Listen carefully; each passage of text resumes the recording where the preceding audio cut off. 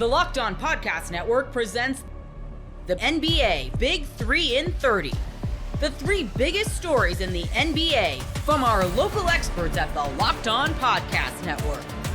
We bring you the real story, why it matters, what's next, who wins the big game, and more, all in 30 minutes. The NBA Big 3 in 30 starts now with the biggest story in the NBA. The Detroit Pistons, in what I believe was possibly the best win, most fun win of the season, defeat the New York Knicks. You are Locked On Pistons, your daily Detroit Pistons podcast. Cade went off in this game. We're going live over on YouTube. This is a live recording of the podcast. The chat is going crazy. The Pistons beat the New York Knicks 115-106. Now, let me just make this clear to you guys. I was not expecting. I already recorded a podcast for you guys today concerning Jane Ivey and the breaking news with that, him being cleared for activity. So I was like, you know what?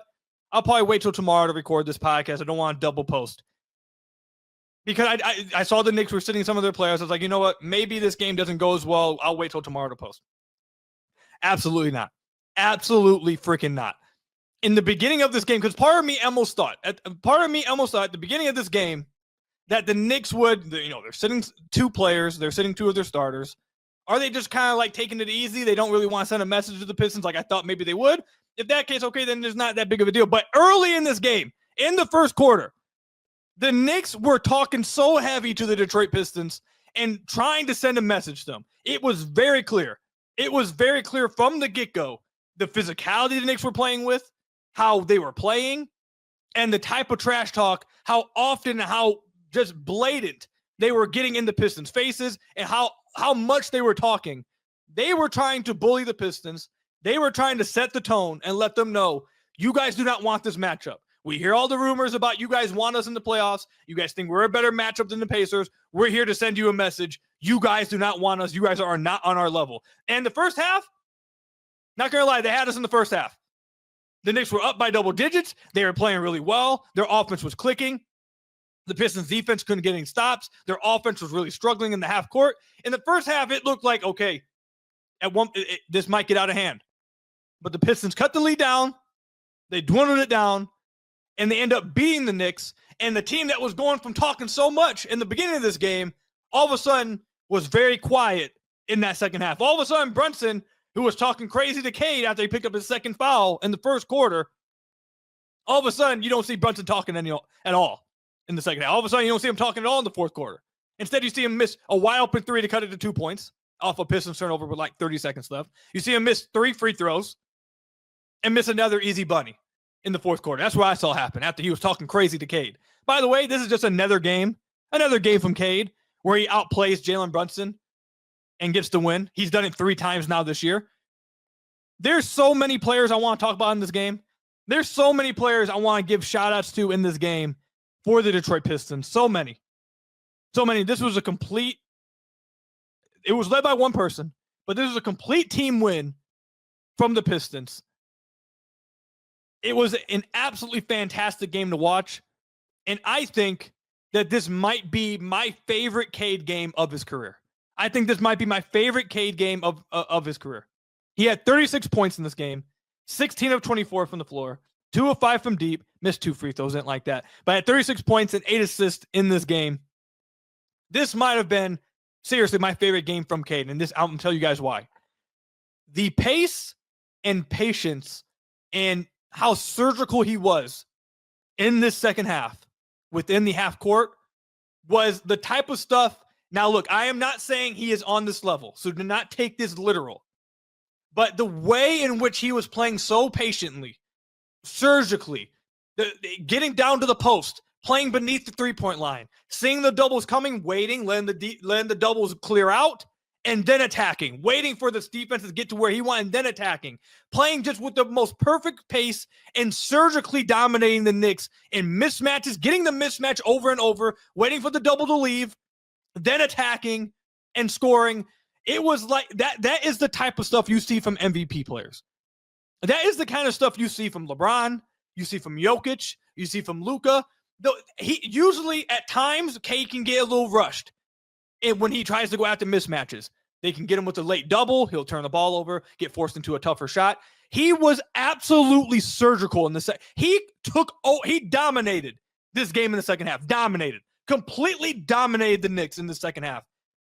The amount of hockey assist he had in this game because of how patient he was playing out the Knicks defense. Every time he got within the half court in the second half and he went after a mismatch, the Knicks wanted to send a double. But the Pistons played this smartly. They had a good shooter one pass away on the wing when he went to post up. And instead of Cade going directly at it and rushing into this mismatch, slowly takes the ball, waits for the shooter to clear out, waits for the double to slowly clear out, and then immediately goes and attacks, takes the time, and gets to the paint, gets the easy shot every time. It was surgical what Cade did in the second half. I mean, it was amazing. It seriously might be my favorite game I've ever watched him play. Not the most points he's ever scored, not the most assists he's had in a game, not the best defensive game he's ever played. Not, he doesn't have, he had 36 points, but it wasn't one of his, craziest stat line games. But the way in which he played in that second half was that of a superstar. That is the way you see superstars hunt mismatches and within a half court in a slowed down game, just surgically pick a team apart. It was fantastic. It seriously might be my favorite Cade game ever. I loved it. And he dominated the matchup against Jalen Brunson. Jalen Brunson was looking like he was going to have a crazy game. In the first half, he was going crazy. First half, he looked like he was going to go off. Ended up 5 of 15. Yet again, in another matchup against Cade Cunningham, in another matchup against the Detroit Pistons, Cade Cunningham outplays Jalen Brunson and gets another win. They have now won the season series 3-1. And I understand that they did not play Josh Hart, that they did not play OG Anunoby.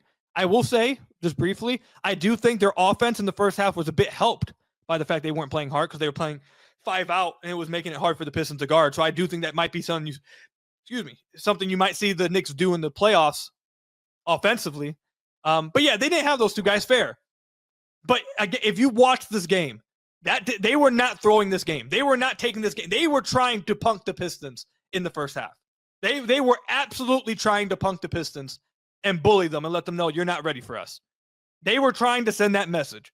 And the Pistons took that uppercut. They took the hook, took a couple punches, got back up, and knocked the Knicks the hell out. Knocked them the hell out. And then my favorite play of the game, not going to lie to you guys. My favorite play of the game was them throwing the oop at the end of the game. I absolutely loved it. I loved it. You can dribble the clock out. You definitely could have done it. But the Knicks were talking so crazy at the beginning of this game. I couldn't believe the amount of trash talk that Jalen Brunson was sending towards Cade's way 5 minutes into the game.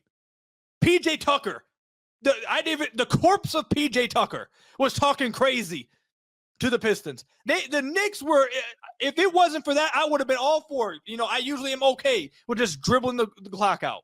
But thank you, God, that Cade threw that alley-oop to Duren to end the game despite dribbling the clock out and to send a message to the Knicks. You guys ain't punking us. We just sent y'all bleeps home. I'm ready to go crazy on the podcast. We just sent y'all home back to New York. We'll see y'all in a few weeks, and we'll send y'all home in the first round too. We'll be ready for y'all. I'm happy as hell they sent that message. Happy as hell. Cade, fantastic game. Great win from the Detroit Pistons. They stay alive for the 5th seed potentially. Might not even match up with the Knicks. Might end up with the Indiana Pacers if they win these final 2 games against the Bucks. We'll see, but this is a great win from the Detroit Pistons. Ever check your bank account and wonder, where did all my money go? Between dining out, online shopping, and entertainment, it's easy to lose track. That's where Monarch Money comes in your personal CFO, giving you full visibility and control over your finances. Monarch Money isn't just a budgeting app, it's a complete financial command center. You can track all of your accounts, investments, and spending in one place, so you stop just managing your money and start building wealth. Instead of juggling multiple apps, you can use Monarch to check your finances, track spending, and even plan long-term goals. Managing money with your partner is smoother than ever. You can track shared and personal accounts, set goals, and stay on the same page without the stress. Take control of your finances with Monarch Money. Use code LOCKEDONNFL at monarchmoney.com for 50% off your first year. That's monarchmoney.com, code LOCKEDONNFL for half off your first year.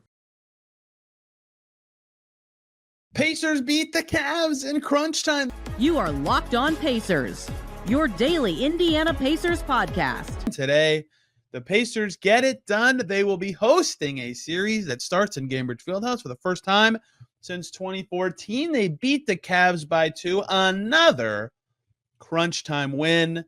Wasn't pretty, wasn't hideous. They were in it the whole time, but I think given the available players for the Cavs, the Pacers would have liked to play a little better. They didn't shoot great again, but they found ways to get it done. A couple that stood out early, a couple that stood out late, and a couple that they found along the way. Jarris Walker was awesome. And now what's next? 2 more games for the Pacers. They have home court. They can still get to 3 should they want to. What should they want?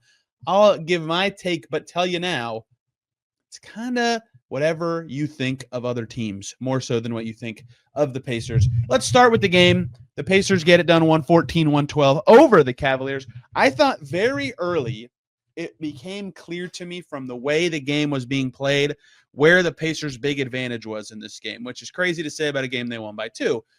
In the half-court offense for the Pacers, I don't have their half-court versus transition numbers in front of me. It felt like the Pacers, it was quite a chore for them to get the paint touches they like, right? 42 points in the paint for them in this game. That's pretty low. There was one possession that stands out to me, and I don't want to make too much of one possession, but Andrew Nembhard had the ball in the left slot. There's like 7 left on the shot clock. And Miles Turner's trying to get out of the way, basically. So he kind of runs behind Nembhard, but that means Turner's defender, which was DeAndre Hunter, just like slid into Nembhard's way. So there were 2 guys guarding the ball, and then the shot clock's running down. So Nembhard has to try something, and he just gets that elbow mid-ranger he likes and didn't get close. And it was just that kind of thing that I thought, man, they don't look the most connected. Like he couldn't see the lane with 2 guys on, and the spacing was off. And then Dean Wade hit a 3 and a second chance points on the other end. And I thought, man, what is going on? That was a little tough against the Cavs defense, but the rest of their possessions that weren't against a set Cavs defense were really good. When they cut up the tempo, they looked great. My evidence for that would be that they dominated the fast break points department. 23 fast break points for the Pacers, just 6 for the Cavs. Pacers with 14 points off of turnovers in this game. That is where the Pacers, I thought, shined, and that's what their style has always proven to be, is they want to hit the open floor. They dominated in that department in this game, and when they got into that kind of space, that's when they were really good. Early, they get a 3, they're up 6-0 in a flash, right? Exactly what they want, and they're doing a really good job early, I thought, of getting into their offense from their defense. That's why for much of the first quarter, they were ahead. Even early into the second quarter, they were defending well enough to do that. Once the Cavs got rolling on the other end, Ty Jerome was awesome. A lot of Cavs bench players had nice first halves. DeAndre Hunter had a good game. You know, they could set their defense enough to really disrupt the Pacers. But that speed was where I thought the Pacers got their most advantages in those games, right? And they were trying to up the pressure against the Cavs to force them into tougher possessions with turnovers, right? Only 11 turnovers for the Cavs. The Pacers still won the turnover battle. They didn't do awesome at that, but like one possession, for example, Thomas Bryant is up 60 feet from the basket on defense. He's guarding Tristan Thompson, who's setting a screen because the Pacers are applying full court pressure, right? They're trying to speed the Cavs up, force some mistakes, make life harder for them so they can get into transition, get some fast break points, get the game juiced up and moving. And in large part, they did just enough of that. In fact, basically everything they did well in this game, they did just enough of it because they won by 2 points. But I thought that was where the Pacers got their advantage, because in just specifically the half court, things were just a little off for them in a way that was kind of tough for them to overcome, right? They got enough solutions, but the players who you'd think typically of as thriving in faster paced settings, I thought had better games. Tyrese Halliburton was plus 15, for example. Obi Toppin, I thought, was the most Jarris was really good. Obi Toppin was, in terms of stylistically, I thought the most impactful bench player, even though Jarris had an awesome game and Ben Mathurin had a huge second half. Like, that's the kind of stuff Obi does in these games. He ups the tempo, he makes life hard on the other team, and puts pressure on the rim. He made all 3 of his 2-point shots. Like, that's a good Obi Toppin game. You know, that is where I thought the Pacers separated themselves in this game. And it was really hard for either of these teams to do exactly that, separate themselves. Obviously, no Cavs starters in the second half. Jared Allen only played the first half. Kenny Atkinson got tossed. This is like the most air quotes Cavs of all time. They still have good players. Like this team is much better than the Wizards team the Pacers just played, even without their whole starting 5. Ty Jerome's been really great all year. He would have my vote for 6th man and maybe most improved. DeAndre Hunter's obviously a decent player. I love Dean Wade. Jared Allen did, in fact, play half the game and get 10 rebounds. And especially so when you get this many threes from Sam Merrill, who made 5. Isaac Okoro made some shots. Craig Porter made some shots. Tristan Thompson had 12 boards. Like, the Cavs' style and talent wasn't a joke. We'll talk about one moment that what I thought it was.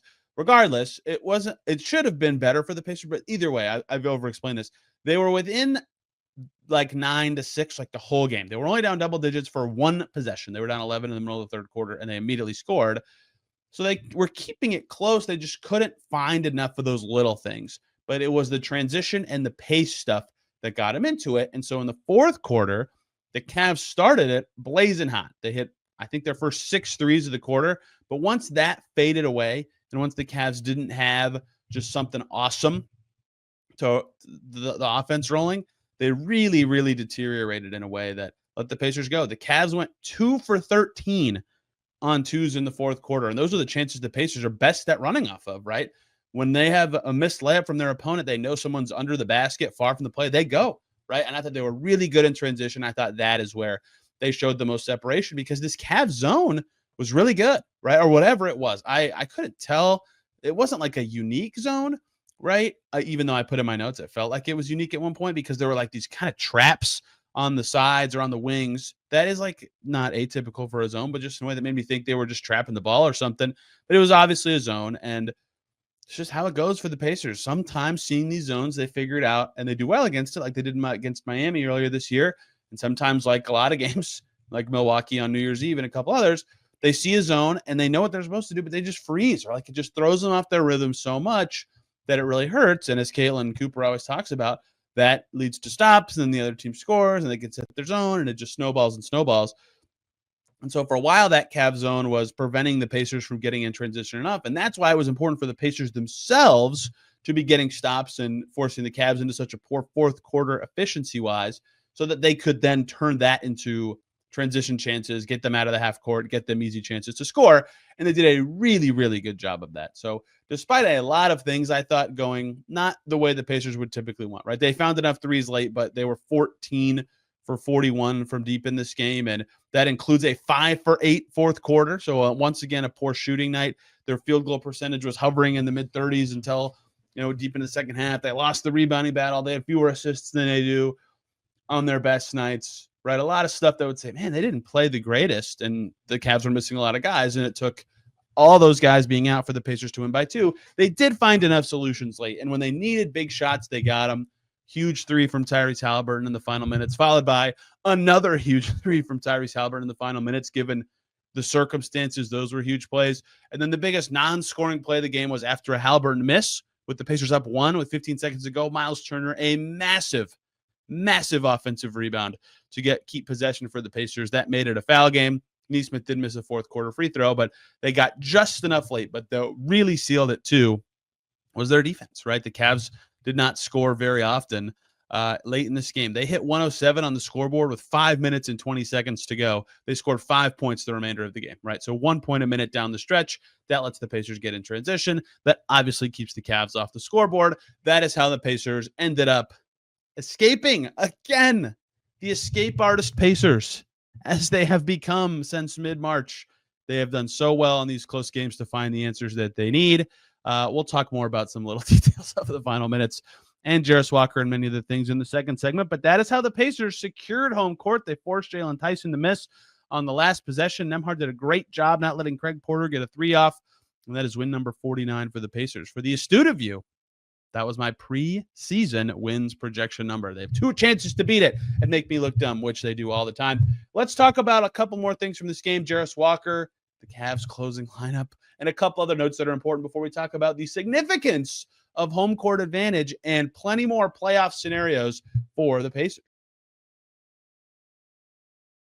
The NBA playoffs are almost here, and FanDuel is giving new customers an incredible way to get in on the action right now. When you join FanDuel and place your first $5 bet, you'll get $250 in bonus bets if that bet wins. I love how FanDuel makes betting easy, whether it's picking my favorite teams or diving into player props, from 3-pointers to steals to assists. There's so many ways to bet. Plus, after the game tips off, you can even combine live prop bets into a same-game parlay for a chance for an even bigger win. Don't miss out. Head to FanDuel.com and claim your $250 in bonus bets today. You are Locked On Grizzlies, your daily Memphis Grizzlies podcast. There were issues in this game that were not new. And this tends to happen with the Grizzlies. I'm talking more big picture here, where people say, oh, they beat a couple mediocre teams or whatever the case may be. And the question is this the Grizzlies turning the corner? Is this the moment? And then they play a good team, and it's like, same old, same old. We've talked about it a lot in the second half of the season, specifically since the All-Star break. There is one issue that we zeroed in on over the last, month and a half, last couple months. The primary issue here is defense. That's kind of the basis, the root of the issue that we've zeroed in on. But if you take it a step further, we've talked about it since they played the Pacers, since they played the Cavs, so many other games. I'm talking about late February. It's this inability where they have one quarter. There's been a second quarter a lot of times. It's been the first quarter coming out of the gates ugly a lot of times. They have one quarter where the defense just looks like the worst defense we've ever seen. I mean, a little exaggeration, but they look terrible for one quarter, and then you look at the other three quarters, and you're like, they were solid. They were decent at least. It's the same thing against the Minnesota Timberwolves. It was the same thing. The third quarter, the Grizzlies went from leading by 5 points at halftime to trailing by 22 points at the end of the third quarter. Leading by 5 points at halftime to trailing by 22 points in the third quarter. You say, how in the world is that even possible? Well, it's simple. They gave up 52 points. 52 points given up in the third quarter. It was the most the Grizzlies have ever given up in any quarter in franchise history. First quarter, second quarter, third quarter, fourth quarter when you're intentionally fouling guys. They've never given up 52 points in a quarter. And there's a lot of reasons this happened. And there are a couple of things that I want to touch on, but the number one thing that I want to start with, and then we'll dive a little bit deeper into the game. And before I say this thing, I'm going to say this a couple times because I want everybody to hear me very clearly. I am not making an excuse for Taylor Jenkins. I'm going to say it one more time. I am not making an excuse for Taylor Jenkins. What I'm about to say is not an excuse for Taylor Jenkins. Taylor Jenkins was and is to be held accountable for his tenure with the Memphis Grizzlies. That being said, how many times did I say the Grizzlies just personnel-wise don't have it? There's no Dylan Brooks. There's no Tony Allen. They don't have those type of defenders right now. And I believe in Vince Williams. I know some people are starting to probably kind of check out on him a little bit. Still believe when he's fully healthy, what we saw last season was a disruptive guy who can play basketball. We haven't seen that as much this season. And this game, Anthony Edwards tore the Grizzlies to pieces. 44 points. Got pretty much, it felt like every shot that he wanted. 13 of 19 shooting from the field. 7 made threes on 11 attempts. Then he was getting to the free throw line too, so you just weren't stopping him at any level. Jaren Jackson Jr., we'll talk about him a little bit more later in the show. I'll talk about him a little bit later. But the defensive resistance from the Grizzlies wasn't there. And guess what? This is not something that's fixable. Not to me. Some players will disagree with that. We talked to Desmond Bane after the game, and I wasn't the one asking the question. I can't remember who exactly it was. But shout out to who it was that asked him that question. Basically, was like, are these defensive issues correctable? Desmond Bane said 1,000%. I mean, that's what he said. And some other players, in different wording, said something similar. And I want to carefully paraphrase this because I don't want to put words in Lamar Stevens' mouth. But Lamar Stevens was asked a similar question about the defensive issues and essentially said, hey, the guys who play defense got to be on the floor. Those weren't his exact words. I want to be clear about that. But he did frame it in that way that, hey, some of the, the guys who play, your better defenders, have to be playing. So whether he believes that the better defenders weren't out there, or it's as simple as you put your better defenders out there and you're going to get the results. But to me, I said it for a while now, really since trade deadline, because I could never understand trading Marcus Smart at that time. You trade Marcus Smart in offseason, completely get it. He's on an expiring contract. Won't be hard to find a buyer. Trading him at the deadline and not getting a wing defender at the deadline. So you're basically saying we're going to rely on a rookie in Jalen Wells. We're going to rely on Vince Williams, who at that time was just getting back from a grade 3 ankle injury. So we're going to rely on those two guys, Scottie Pippen Jr., and those are going to be the guys who fix this. That method never made a lot of sense to me. And you had Marcus Smart, who, even if you say he wasn't the same offensive player, okay, I hear you. Wasn't the same offensive player, negative offensive player, however you want to slice it. Wouldn't it be great if this team had Marcus Smart's defense right now? Wouldn't it be great if this team could have threw Marcus Smart on Anthony Edwards when he was exploding against the Grizzlies like that? Or when Shai Gilgeous-Alexander was exploding against the Grizzlies? Or all these other, guards just had their way in the second half of the season against the Grizzlies? There's very little resistance. And look, this game did show that the Grizzlies are going to miss Jalen Wells. Because two things can be true at one time. It was very clear that, man, they're going to miss that guy. They're going to miss Jalen Wells. At the same time, Jalen Wells ain't fixing this defense. Not right now. It's going to take a little bit more. It's going to take a little bit more because these problems aren't new problems. These quarters, this is not something new. And look, when something happens once or twice, yeah, it's, we can correct that. But we're talking about things that have been happening all season long. The Grizzlies guards' inability to keep the ball in front of them. And then people get mad and say, oh, we're giving up all these three-pointers. You're giving up all these three-pointers because guards can't stand in front of their mans. And then other guys got to help. And then other teams are knocking down shots. So if you stay in front of your man, you won't need help as much. And guys won't be up. Pretty simple. But the Grizzlies have had some problems with their resistance, their point of attack defense.